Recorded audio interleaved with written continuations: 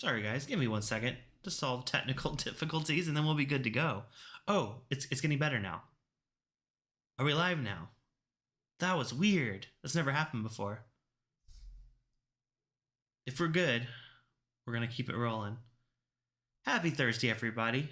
Sorry about that. I started getting technical issues at the very beginning, and I clicked go live, and everything looked good, and then all of a sudden it just dropped out. So pardon this bit of a technical interruption, but maybe we're live now and we are good. What's up? Zover's in the chat. Perry's in the chat. Tony's in the chat. Hopefully. Turn up my mic. Okay. My mic is turned up. As long as y'all can hear and see me, we're good. My worry was because it was saying that I wasn't live, but it looks like I am now. So I think we're just going to keep rolling. Sorry for the weird intro. I want to kind of like start back up and just pretend we're doing the countdown again. Let's give me 5 seconds.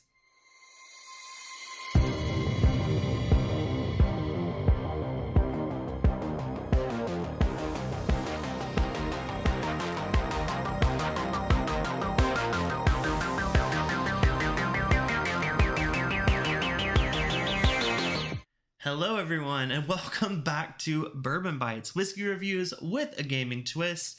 Thank you for the delay or sticking around. I just wanted to make sure, I think you guys were slowly starting to come in. I think my internet just started ramping back up after going out for a minute, so we're good. All right, there's all the amazing people. Thank you all for sticking around. Sorry about that. Today is going to be fun. We're going to do 3 limited edition compass box expressions.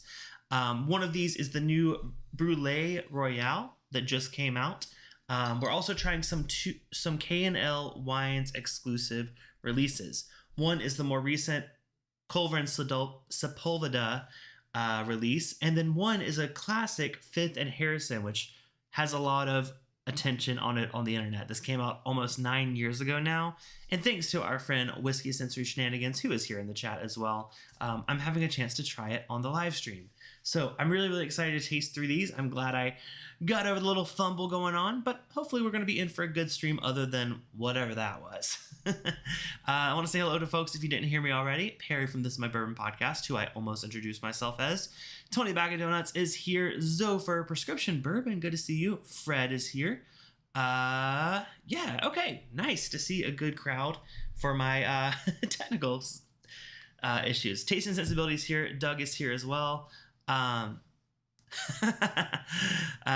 Michael says, that's weird. That's never happened before. It's okay. It happens to a man every once in a while.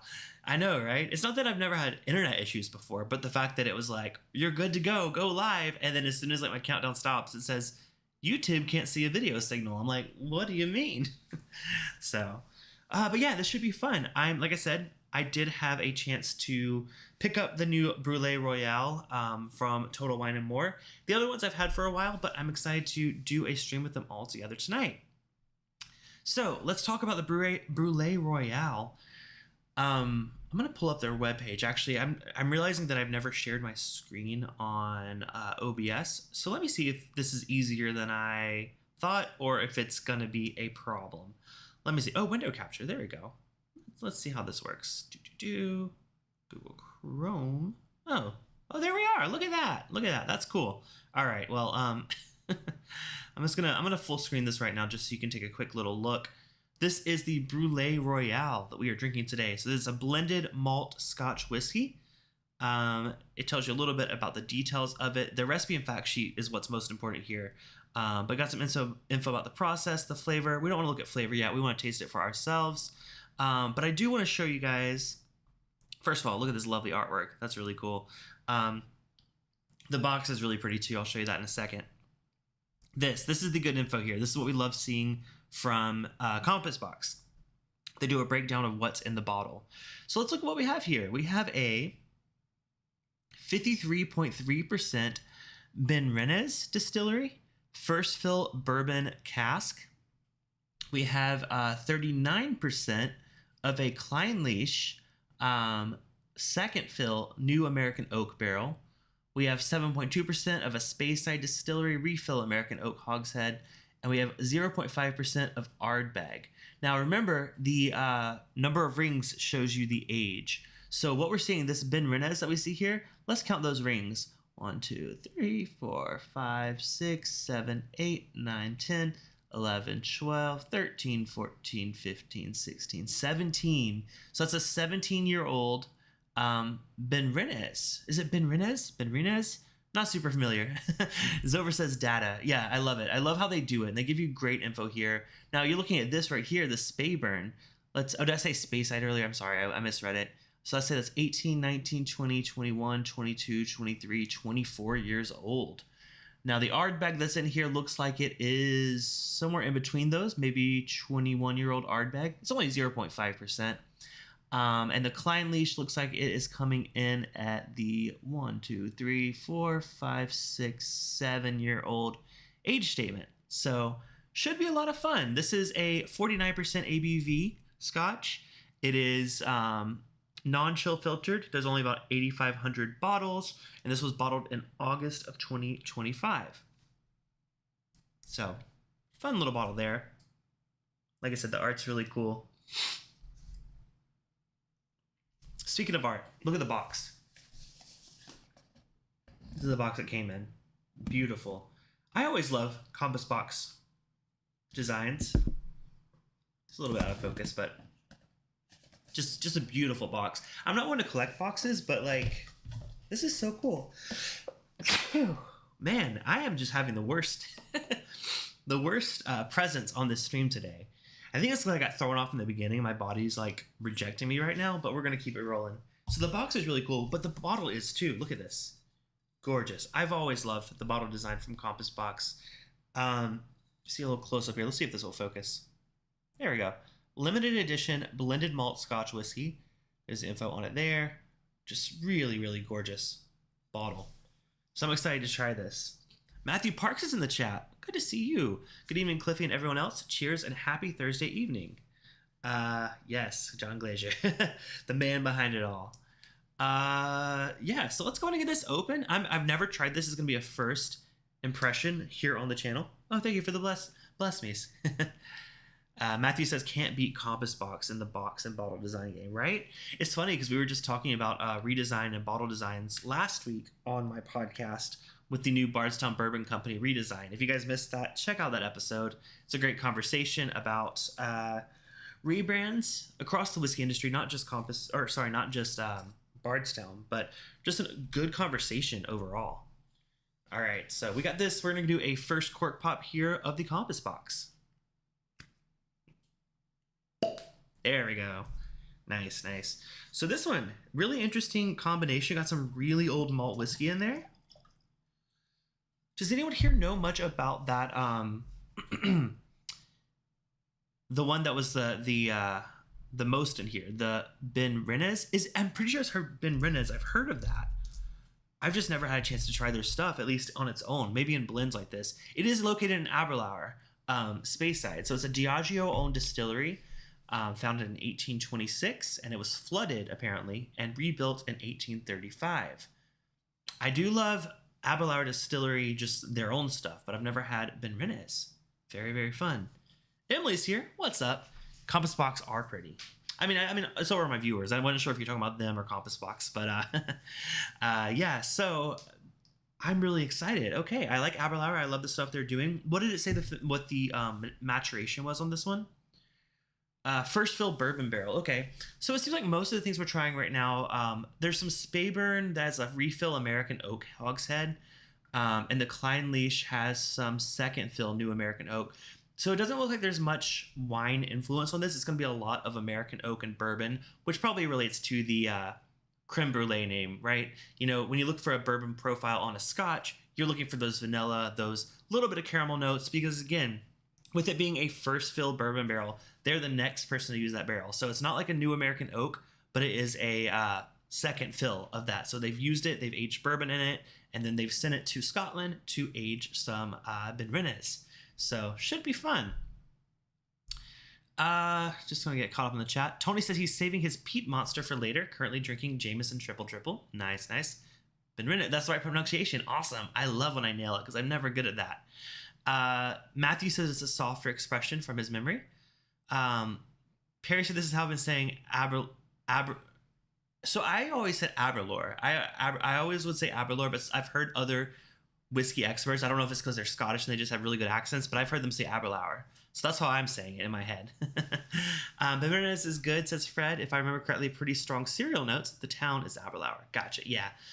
Very cool. Well, this is going to be a little bit different than my typical flavor profile, but I was really excited to see this pop up. So sometimes Total Wine will send an email from their like concierge brand, which lets you buy some of these limited edition releases for 10% under retail.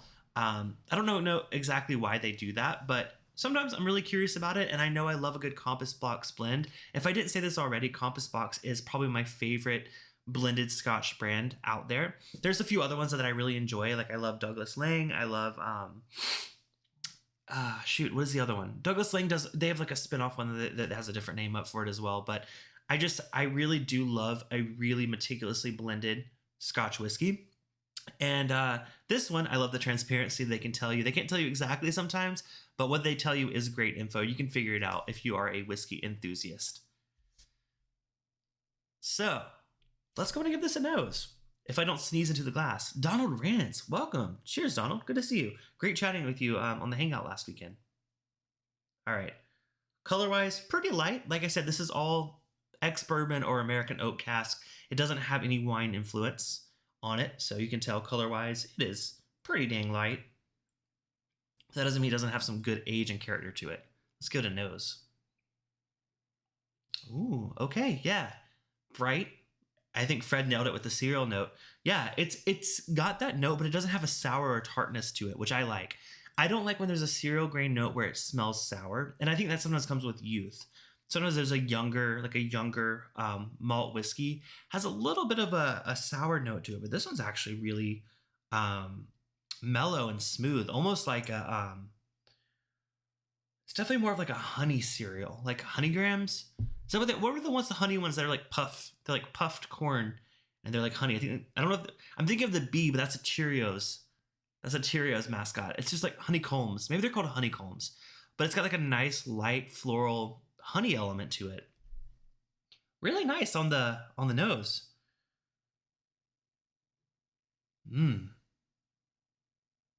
Little bit light, fruity, but like in an orchard fruit kind of way.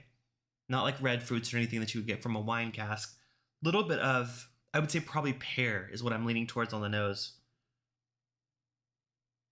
But it's got some spice to it too. It's got a little bit of like a cinnamon kind of thing going on. Very interesting. Wow.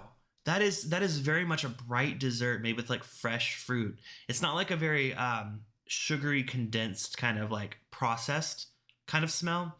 It's more of like you took some fresh pears, maybe you did a little bit of like a honey glaze on them and maybe some cinnamon sugar. That's what I'm getting on the nose. That smells delicious.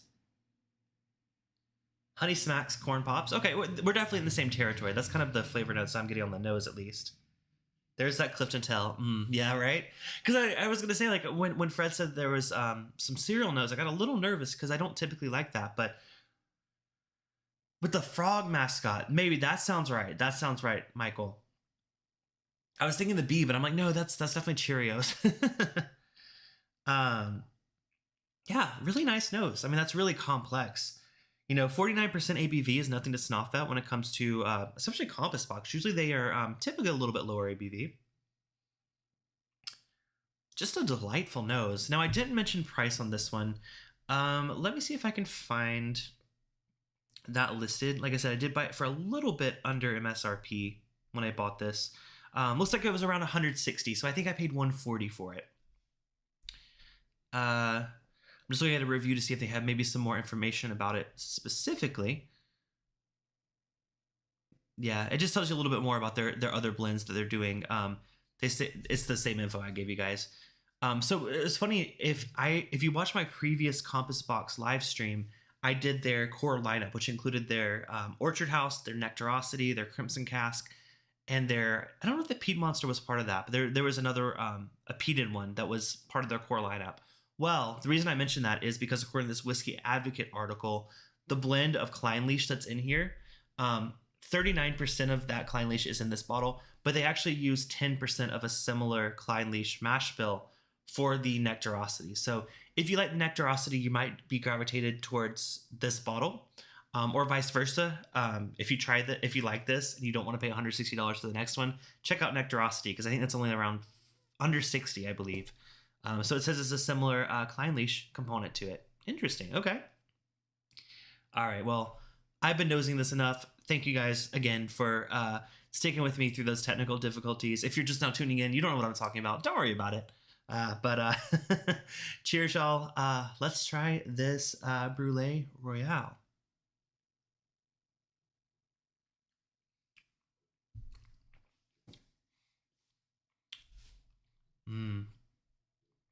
Yep. Yep. Oh, that's delightful. Pleasant. I mean, it almost makes you think it's sweeter than it is, because it has such a bright kind of honey note to it, but it's not the sweet part of the honey. It's more of like the more floral, a little bit more of the honeycomb note, if I'll say that. There is tons of cereal grain there. Not quite as sweet as the nose was, like I said, in general. So it's not like a honey grams or like a sugar coated cereal. It's more of just like a corn based cereal, but with some really nice floral elements. Oh, that demands another sip. That's such a complex flavor. It almost reminds me of some white wines. You know, I'm more of a red wine person. Typically when I'm drinking wine, it's almost always a red wine. But when I've done a lot of wine tastings around California, I always at least try the whites, because I want to see if maybe they'll grow on me. But some of the best white wines I've had have had a really complex floral, not just a floral fruitiness to it, but just like a drier note. I'm not a fan of sweet white wines. So this kind of does remind me of a drier white wine, believe it or not.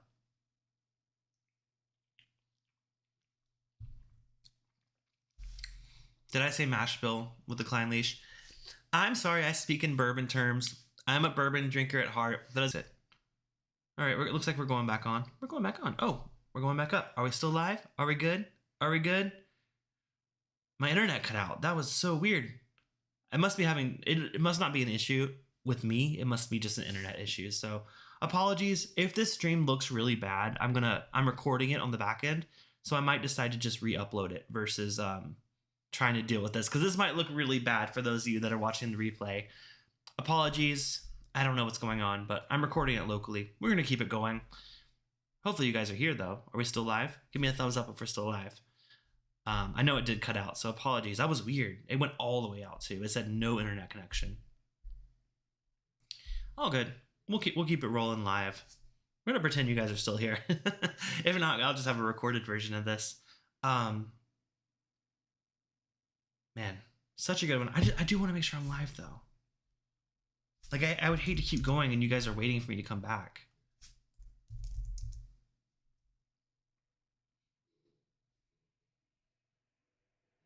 Because it says I can't connect to the chat right now, so I just want to make sure. It says I'm still live. So there's still 7 of you watching. Oh, there I am. Okay, we're live. We're still live. Okay, thank you for letting me know. My chat's broken on my my OBS. All right, sorry about that. Man, all the issues today.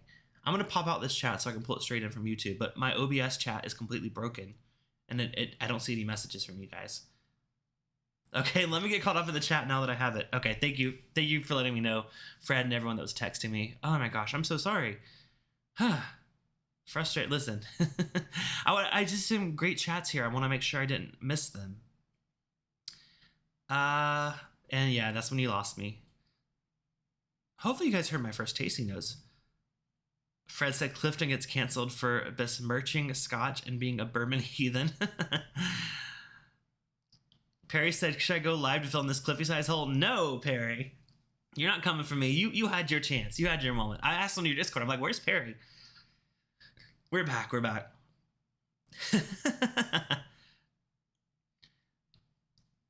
My back end always looks good. Thank you, Michael. Thank you. You are live. We see you. We hear you. What if we all text DM you our chat messages? So please don't. But a couple of you, Fred and Zoe, for chatting on me on the text right after the Mashville thing. Okay. Yeah, I was joking that I'm using bourbon terminology, but I'm a Scotch lover as well. All right. Where were we? This stream might end up being deleted, but if so, I'm recording it, so we're gonna repost it. Shy Guy in the chat, what's up? Just woke up from a nap before hopping on, enjoying my homemade beef enchiladas. Each tortilla has a mozzarella stick in it. Oh my goodness. Hell yeah. That sounds like a great meal. Well, hopefully you guys heard my review of this. If not, I'm happy to repeat it. I assume I said that after, so let me know if you didn't hear what I said about this at all. But delicious, honey, not sweet, a little more of like a honeycomb. Malty, yes, but really pleasant, really overall. Oh, I did leave off the used bourbon terms. Okay, so you guys heard me. Okay, cool. I thought you didn't hear any of that. I thought the last thing you heard was the mash bill part. I'm like, oh no, that's not good. I think the only thing you missed was when I was saying it's a great Compass Box blend, but I don't think I've ever had a Compass blend that wasn't great. I've had some that I prefer over others, but there are some that I definitely just absolutely love and enjoy. And this is different from what I normally would typically say yes to, but I'm a huge fan of it. So check this out. It's available, limited. Like I said, there's only 8,000 bottles of it.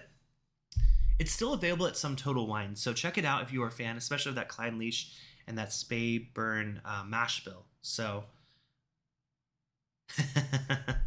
I see you, Shy Guy. Yeah, that's delicious. We're going to move on, though, now that we're back on track. We do have 2 exclusive bottles here that are exclusives to Southern California.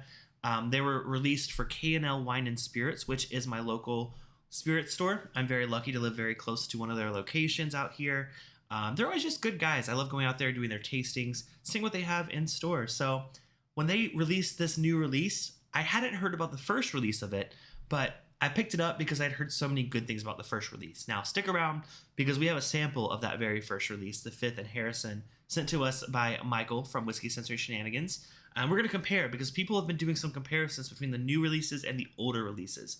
But for now, we're going to start with the new one, which is for my local store. So this one is Culver and Sepulveda. First of all, look at this amazing artwork. There's the Culver City sign there. I-10. Culver and Sepulveda, limited to 750 bottles. This is a blended malt Scotch whiskey. Fill focus. 53.2% ABV. Whiskey maker, it shows the whiskey maker right there, who was James Saxon, and K&L Liquors as their collaborator. So this is not something that normally is done at Compass Box.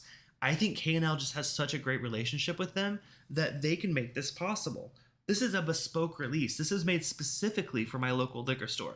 Compass Box doesn't do this. Like, this is like a rare character kind of type thing happening here, but with Compass Box. This was a special blend made just for them. It says, together with our friends at K&L Liquors, we have created a blend of malt whiskeys boasting generous ages and compelling quality. Donning 2 separate but connected labels, a nod to their burgeoning, that's a weird word, stores at 5th and Harrison, which is the first one of these releases. 5th and Harrison is the name of that. But their newest store that just opened is the Culver and Sepulveda store, which is my local store. It says, each bottle is a journey from the California coast to the craggy shores of Scotland. It says whiskeys from Bowmore, Colilla, and Glendullan distilleries are in this. And here's the info here. I couldn't find one of those charts online like we saw for the other releases, but here we go. I got all the info right here on the back of the bottle. Bowmore, Glendullan, and Colilla. So it's refill bourbon barrel, 60%, first fill sherry butt, and then refill American hogshead at that 11%. So very, very straightforward. What's in the bottle? And being made at 53.2% ABV. I'm very, very excited to compare this to one of their standard limited releases. This is, like I said, a bespoke release. Shy Guy said, Matthew says bring back Oak Cross. Yes, I actually still have a bottle of that. Oh, it's not visible, but I do have one last bottle of Oak Cross that I've been really, really enjoying. I'm a big fan of that one.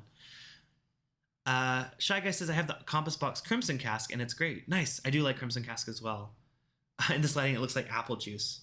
It's pretty light. There is some first fill sherry in this, but the other one that we had earlier, the Brulee Royale, was no wine casks. I'm in California, but that can't be how Sepulveda. It's Sepulveda. I'm not crazy. It is Sepulveda. How would you pronounce it? Sepulveda. Sepulveda. I have a burgeoning jalapeno business I'd like to share with you all. That's how it's said locally. Yeah, yeah. Donald Rant said, I just need to try some haggis and Scotch Quest Complete. Well, you know what? I don't think I had. I went to I had plans to go to a Burns dinner that had haggis, but it got canceled because that was right around COVID. So I don't actually know if I've had it. I would try it. I try everything once. I've always said that. I'm going to pronounce it Spanish because it is Spanish. Oh, would you say Sepulveda? I don't know. I'm just going to call it what it is. Because I'm a Southern Californian. Sorry, there's like a stain. You guys know when you like leave whiskey in a glass and it leaves that little like brown stain at the bottom? We wash these glasses, but sometimes the dishwasher doesn't get it out. So just making sure that it smells fine. I was like, is this a dirty glass? It's definitely not. It just has a little bit of the stain at the bottom. Oh, this is light, actually. I was joking about it being not as light earlier, but it is light. Let me show you on camera. Look at that color. Still very, very light. Probably a little bit lighter than the Brulee Royale. It actually, yeah, it definitely is. So it's just like slightly lighter. That's interesting. I assume it's probably because it's not as old. We don't have age statement for this release right here. Unless they revealed it on their listing on their website. Let's see. They might reveal it. Let's see what they have here. A blend of 24-year-old Kalila, 23-year-old Bowmore, and 21-year-old Glendolin. Okay, so it's very old. Well, I don't know what to tell you. That is a really light colored whiskey for something so old. These are all 20 plus years old. Wow, that's crazy. Michael said Compass Box did a collaboration with Burns Steakhouse in Florida in 2015, containing two 41-year-old single grains. It was awesome. I got to try it at a special tasting in Austin last year. That's crazy. Shy Guy says we might have the power to gaslight Clifton into believing anything he says is mispronounced. And then you misspelled my name, Cliffiton. That's my name. Not looking at all the Spanish named cities in Texas that refuse to pronounce them in Spanish. Yeah, so while I assume this might be a younger blend, it actually has some really well-aged malt whiskeys in there. I will say, big fan of Kalila, big fan. Well, my experience with Bowmore is a little more limited, but Kalila is one of my favorites, and that is only 11% of the blend, but there is a sherry first fill sherry button here that's almost 30%. So I'm excited to try this one. I was gonna say, is it related to the Brûlée one? Not necessarily, but that doesn't mean we can't do a little comparison here. Perry said, nope, not touching that one. All right, let's go for a taste. Well, I haven't nosed it yet. Don't get ahead of yourself, Cliffy. I was worried because I'm like, I only have 3 whiskeys today. How am I going to do an hour? But then I had all those technical difficulties, so we're going to make it an hour anyways. Thank y'all for tuning in. Let's give it a nose. Okay, yep, there we go. We're definitely in the peated territory now. Not really punchy peat. It's a little more of a lighter, easy entryway into peat, almost a little bit more of like a ocean type peat, or like a bit of like a briny peat. Not like that really intense, dark, dank peat that sometimes you get on a Islay Scotch. To me, with this blend, it is a little more mellowed out by those cereal grains from those other ones. A little bit of sherry. I will say the other one was definitely leaning towards the orchard fruits like pears. This one's still, it's a little, not quite cherry, but a little more like a plum, strawberry kind of thing going on the nose. Nice. It's a little dusty too. It's funny that age is showing up kind of similar to how an older bourbon would express itself with those vintage notes, a little bit like a old attic or an old bookstore, a little bit of like you open an old book and you got that smell, the dust a little bit. That's actually coming out of the glass here too. So it's interesting to see a note that I'm so familiar with vintage bourbons and getting it on a Scotch. So that's fun. That's different.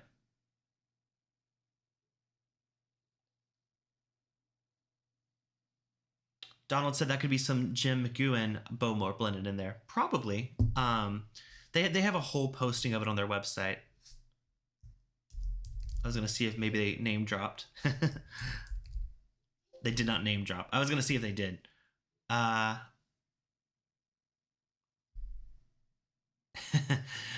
Shy Guy said, looking forward to an episode of This Is My Scotch podcast. Perry's done a little bit of Scotch, but I know it's definitely not for him. I'm way more open-minded to it. Not to say he's not open-minded, but living in Southern California, a lot of my friends are really big Scotch heads, so they have tried to take me off the deep end, and here we are. So I do love me a good peated Scotch.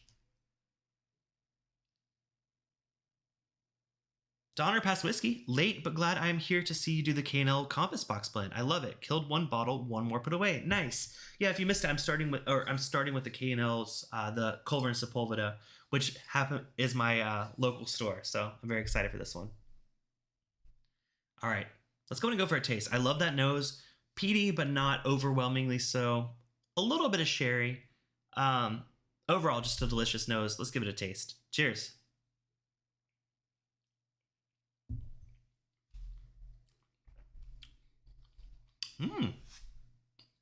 Yeah.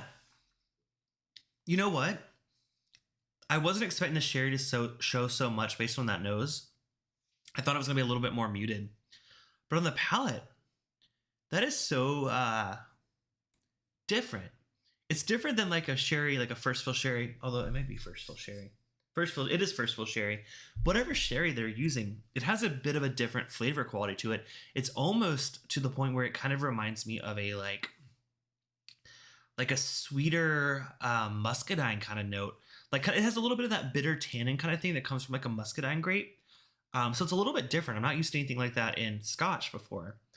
But that peat is such an approachable peat. If you're worried about the peat, I say that as I'm about to sneeze. The peat is so approachable that you almost forget it's there on the first sip.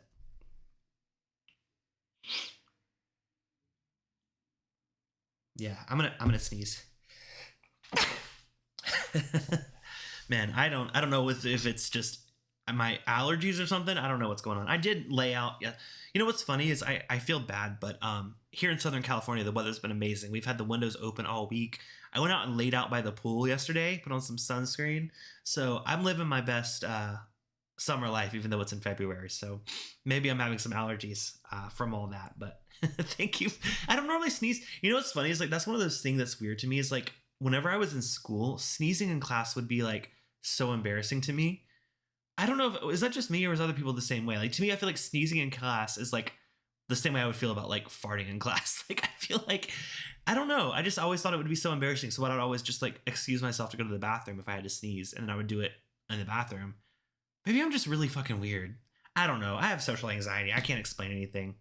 But so that's why I'm a little embarrassed to sneeze on camera. But at least I, do it into my arm. I don't just go like spray the camera or anything. All right. Let's keep it moving. Approachable Pete, LOL. No, it is. It is approachable Pete. Peated tasty notes like members of the family. Angry Pete, punchy Pete, soft Pete. I see what you're saying. But I'm saying this isn't like a Pete note that would throw you off if you just like. Not that if you don't like Pete, then you're going to pick up on it. But if you are okay with it, you're going to be fine with it, is all I have to say. Laying out by the pool in February. I know. I shouldn't be bragging. But I pay for those perks of living in Southern California.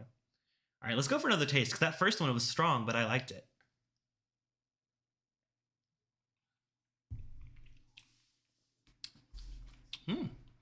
Again, same kind of reaction here. That sherry is really showing up. I saw a comment. Donner Pass said it's mostly Bowmore that has a unique light peat spirit character. Only 25% peated malt they do in house with their own floor malting. Interesting. Okay. Yeah. Like I on the nose, I thought it was gonna be a little more peat forward, but on the palate, it's definitely more sweet. A little bit of a sour kind of plum. I guess like plum muscadine kind of note. That one's a really interesting flavor. I don't think this flavor would be for everyone. That's what I'll say that outright. Whereas I think the Brulee Royale is more approachable and more just like a general whiskey lover's whiskey. This Culver Sepulveda is a more nuanced flavor. And if it's a flavor you don't like, then I could see you being mad about it. Because I'll say pricing wise, this was $190. So up there in price, about $30 more than the Brulee Royale. But it is older whiskey. Like I said, it's got some 24, 23, and 21-year-old single malt Scotch in here. So it's got some age to it. It definitely justifies the price. I just think this might be a try before you buy. before you go out and run out and grab it. I will say it's been sitting around on their shelves for a while. So if you have a friend that has a bottle, just ask them for a sample. Try it before you pick it up. I think it's good. I'm a fan. Would I pick up a second bottle? Maybe not. I think I saw Donner Pass and he had 2 bottles. It's a fun one for sure. It just, the weird thing is it kind of sits in between 2 of my favorite styles of scotch. I love a peat bomb and I love a peated sherry bomb. This feels like the peat and the sherry are there, but they're like 25% of it. And then the rest is kind of like that kind of honey, not quite as honeyed as the Brulee Royale, but still a little more malty cereal grain note. I honestly think, first impressions, the Brulee Royale is a little bit more complex of a flavor than this one.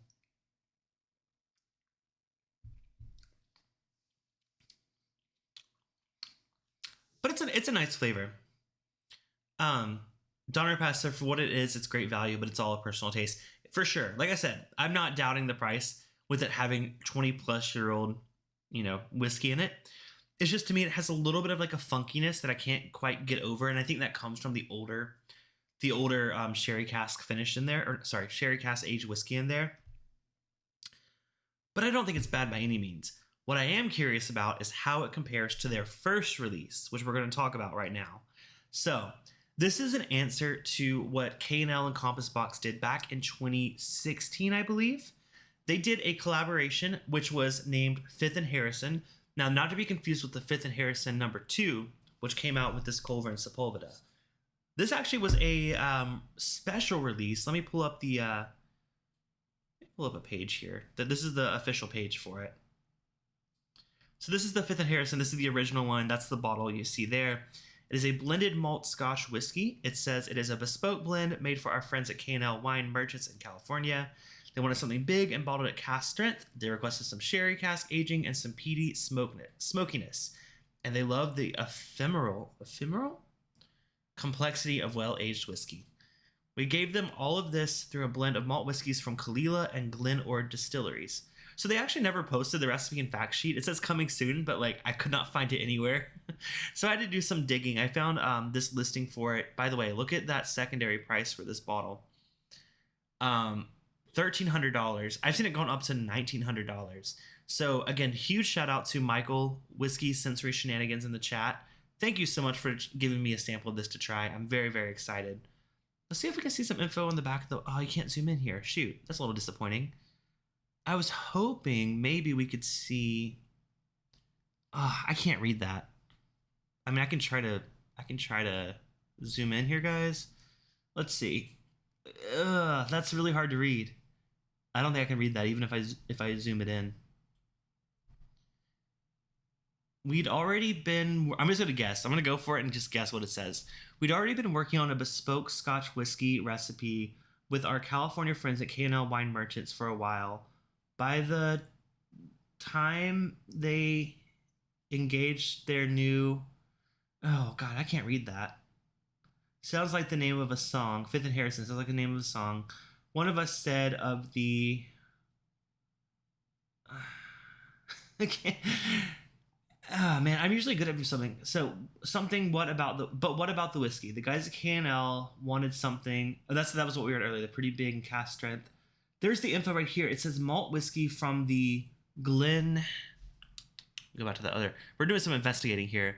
Malt whiskey from the Glen Ord distillery, aged in first fill sherry butts. It looks like... Is that 76%? Looks like 76% of the Glen Ord. And then it says malt whiskey from the Kalila distillery, aged in refill hogshead, 24%. And looks like ABV is 55.3% ABV. Look at me. Look at that deductive reasoning based on that right there. So that's the info we have here from that bottle. Pull back up in the chat. Yeah, I want to make sure you guys weren't like... Someone probably had the group of text. Glen Ord Distillery, aged in first... Oh, there we go. Michael coming in with the save. Thank you for that. Look at me. I got that right from that little tiny... Y'all saw that text, right? I was like squinting. I was like, what the heck? Okay. Okay, so yes, this is the original release. This one did so well. It's the whole reason they made this new release. So I'm very, very excited to give it a try. Again, thank you, Michael, for the sample. There you go, 55.3 blended malt. Now this one, pricing wise, was still about $180 when it first came out. So about on par with the new one. Of course, prices have gone up in recent years, so that probably would go at least for at least $240 today. What's interesting is there's no age statement on this one, whereas the new one has age statements. But I assume there's probably some older malt in this blend right here. Tony says, "So now you know what it's like to be me." I know, right? Well, first thing I'll say, color-wise, so much darker than what we've been drinking. This one's a little bit more of a orange kind of hue than like the apple juice we were getting earlier. Again, we don't know the age statement. We do know it's 55.2%. 3%, 55.3%. Ooh, very different. Now, I know some people wanted me to do this because they're like, how does it compare to the original 5th and Harrison? I know Michael, I think you told me when you first sent me these that this was like one of the best scotches you had at the time, if I remember correctly.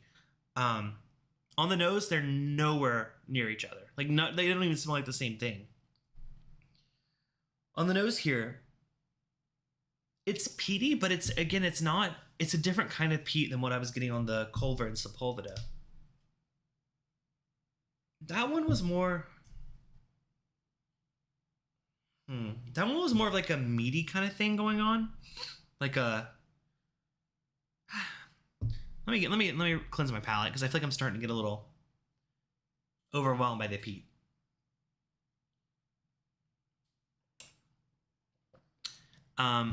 Michael said it's more of an ashy peat from Kalila. Yeah, I mean, for sure. Yeah, it's, I mean, almost not just that, but it has a bit of a vintage quality. I don't know if I mean vintage in terms of the fact that the whiskey in it is that old, but more of just like this is how whiskey used to taste like. I feel like modern whiskey has a little bit more. It's like they're. I've heard it described, at least in the world of bourbon. I don't know if it's the same way with Scotch, but they say like vintage Scotch, they didn't clean out the pipes as often, or sorry, not Scotch, bourbon. They like didn't clean out the pipes as often, so you're getting a little bit more of that like funky kind of thing going on. This almost has a little bit more of like a copper kind of quality to it on the nose. A bit of copper, like Michael said, ashy peat for sure. Subtle. You gotta clean the pipes. It's subtle, but I mean that almost smells like a nice like a savory, kind of like a fruity savory appetizer. Like, you know, when you combine like a fruit and like add some savory element to it, or vice versa, like take some pork and you put some apple glaze or something on that. It's like combining sweet and fruity and savory all in one glass.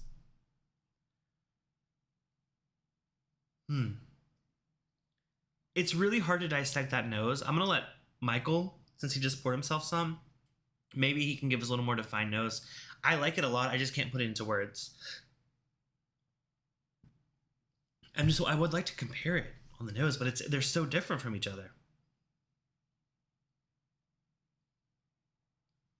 The Culver Sepulveda is a lot more what I would expect from what's in the bottle. Like I said, this one is 60% Bowmore, 28% Glendulin. I don't know them, and then only 11% Kalila. Whereas this one, the 5th and Harrison, is a high percent Kalila, 70. Sorry, not the 76, the 24%. Donner Pass Whiskey said he never had the older one, but should be quite different with the 76% sherry and the newer one 24% sherry. For sure. All right, well, I'm going to go in for a taste. I do love the nose. It's just so complex and different than what I'm used to.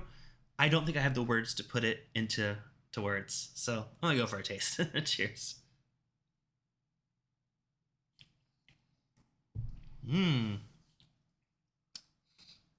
Oh, that's delightful. Oh, wow. I see why this one is so sought after. Wow. That is fun. That is a mouthful. It's still going on a finish. Like that is like worlds different than anything we've had to drink so far. Wow, what a complex flavor. What a delicious, bright. Um, oh my gosh, Michael, thank you so much for sharing this. That's my first impression is like, holy moly, that is so good. It almost makes me feel like, okay, I'll let me save that. I have thoughts. I have thoughts. I want to save them because I'm gonna figure out how to word it so it doesn't sound as bad as what I'm about to say. Oh, Michael with the nosy notes. Honey, orange flower, yesterday's campfire. Agreed. I mean, I'm again, it's such a complex nose, unlike anything I've had. It's not as to me. Honey is it's a good one because it's kind of like the savory honey I kind of got on the other one, not like a bright, sweet, sugary honey, but like a honeycomb, like a bit of a heavier honey. Matthew says, "Which one are you drinking currently?" This is the original Fifth and Harrison, the batch one from 2016. Donner Pass said the older ones have been up for auction on K&L site. I think they go for several $100s. Yeah, I was gonna say I saw it on the secondary market when I was doing some research about it for almost 2 grand. And not to say I would pay that for it, but I see why the hype is there. The hype is real. This is really, really good. Now it makes me wonder, I wasn't a whiskey drinker back in like 2015, 2016. Was Compass Box just not as popular back then? Was it kind of like they were trying to work their way into the market, maybe at least the Southern California market? Because I can't imagine selling a whiskey this good for $180. Now, that, of course, that's talking about today's prices, right? I think this would probably go for quite a bit more back then, or if it were today. That is such a fun one. Wow, wow, wow.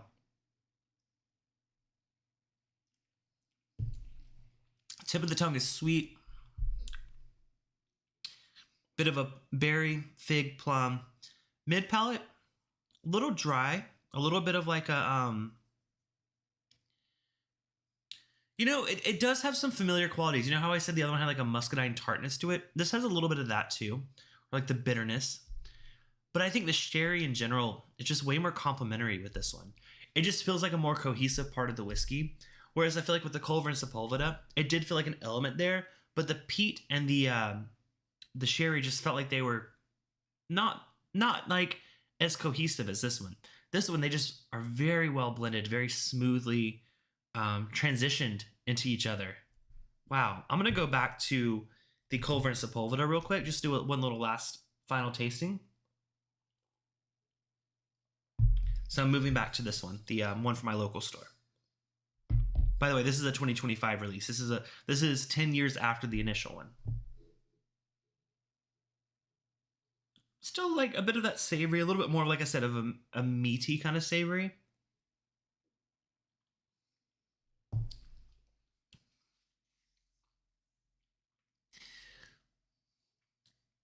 It's so hard going back to it.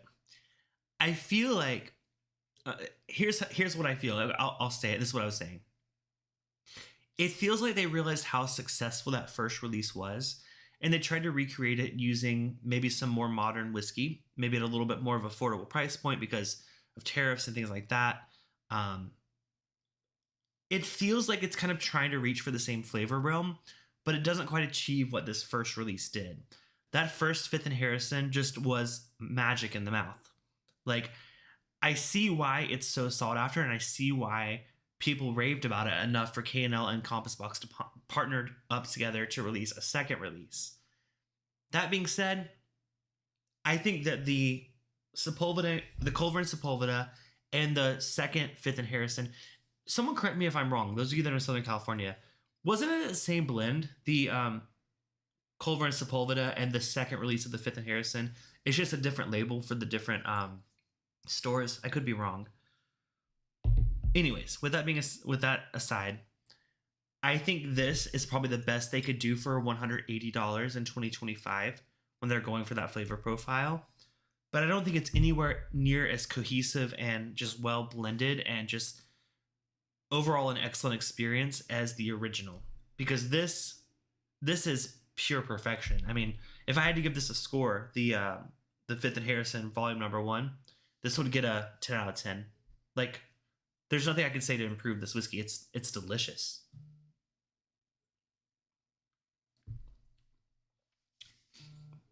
Mm. One of the best tasting blended Scotch whiskeys I've ever had. Yeah. I see the hype. The hype is real. Man, if you were lucky enough to have a bottle of that first release, hang on to it or share it with friends like Michael did, because share the love, because that is so good. I honestly didn't. I thought they were going to be a little more similar. I didn't expect it to be that drastically different from the new releases. Don't get me wrong. I have no issues with the new ones, which, by the way, Michael says, yeah, this one is 55.3%. Yes, it was the same blend, different batches, or different labels. Okay, that's what I thought so too. That was my thoughts as well. I do like the Culver Sepulveda. I wouldn't rush out to grab another bottle. If it tasted like this original one, then absolutely. But it's a good blend. I think it's a great... If you are reminiscent about that original one, you're going to see some of the same flavors here in the new ones, the Culver Sepulveda and the 5th and Harrison #2. Don't expect it to be... Like, don't pay secondary for the second release. That's ultimately what I was trying to say. I was trying to find out when I say to say that. Don't overpay for this secondary release of the Culver Sepulveda and the 5th and Harrison. Pay retail, I think $180, $190. It's fair. And it's good juice. But if you're willing to pay secondary, do it on the original, because it's really good. I wouldn't pay $2,000 for it, but that's just me. Maybe some people would. Well, that does it for the 2 K&L releases. I'm going to go back one last time to the Brulee Royale, now that I've kind of explored some really complex bespoke releases. And see how this does. This has been sitting in the glass since we started the stream, so it's had quite some time to open up. Now, this one is lower proof. This one's 49% ABV, so not by much.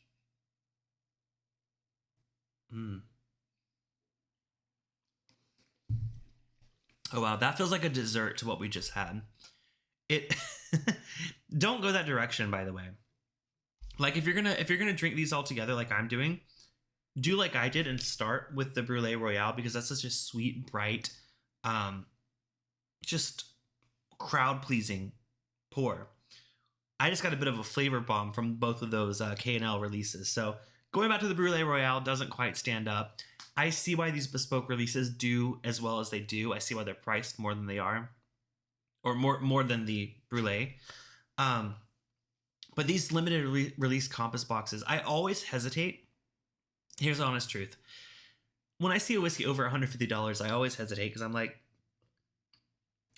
that's a little bit outside of my typical price range. But I don't think I've bought one from Compass Box that's a premium limited edition release that I've been disappointed in. The closest one I could say to a disappointment for me personally was... Oh, it's not... I don't have it. You guys can't see it. It was the... Here, I'll just go grab it. Why not? We're about to end the live stream. The closest one... I wasn't a huge fan of this one. This was the No Name #3. This is the only Compass Box that I feel like I was a little let down from. This was probably a 2023 release, if not earlier. And that's because it's 74% Lefroy. And I love Lefroy. I love Lefroy Cargis. But I don't like typical Lefroy. It's just not my favorite peated Scotch. So this is probably the only Compass Box I have ever bought that I was like not super impressed with. But every other thing I've bought has been fantastic. So just know your whiskey. Know what you like before you dive in, because they are premium, but they taste premium. Nothing about them tastes cheap. You know, a lot of people feel like, oh, blended whiskey, at least in American whiskey, we see like blended whiskey, we're like, ew, no. But with it being Scotch, like, you're taking the best in class blenders out there, and they're really sourcing some incredible barrels, giving you some so complex flavor profiles that, here's my thought, flavor profiles you can't get in a single malt because of the blending of the different grains, the different regions. I just feel like Compass Box and blended Scotch whiskeys are such a complex flavor profile, and it's something that I've not seen in any other Scotches ever. So that's my thoughts on these whiskeys. Thank you all so much for watching. Again, thank you for dealing with the technical difficulties. I'll try to figure out what happened. I think it might have had something to do with my VPN, which I've had running during the streams in the past, and it's never caused an issue, but I don't know. You never know. So thank you for watching. I'm going to check out the replay to make sure everything looks good before I decide if I'm going to edit this down or just keep this public. But if you are watching the replay, thank you for sticking with it. Those of you that are watching live, I appreciate you as always. Make sure to leave a thumbs up before you go if you're excited about this and you want to see more Compass Box live streams. Again, I love paying I love paying money. No. I love the fact that I can spend premium dollars and get premium whiskey. But if you guys aren't interested in seeing that on the channel, because this is typically a bourbon channel, if you'd rather not see these, then just let me know. I'll not to say I will stop buying them, but I'll stop buying them for the channel. But I just like to share good whiskey, and that's always been my goal with this channel. And I think Compass Box produces some of my favorite Scotch whiskey. So those are my thoughts. I had to share it. Thank you for watching. I have a new podcast episode out now. I did a review of a American single malt, so a little bit similar, but a little bit different. Check that out wherever you get your podcast, Apple, Spotify, or bourbonbytes.com. And most of all, thank you so much for coming back week to week. I'll be here next Thursday. This has been Bourbon Bytes. Cheers, and I will see you guys on the after party hangout if you're at the Bourbon Megabyte level on Byte Club. Otherwise, I'll see the rest of you next Thursday, but hope to see some of you on the after party hangout. Cheers. Love y'all. Have a great rest of your week. Enjoy your weekend. And until then, I'll see you next week. Bye.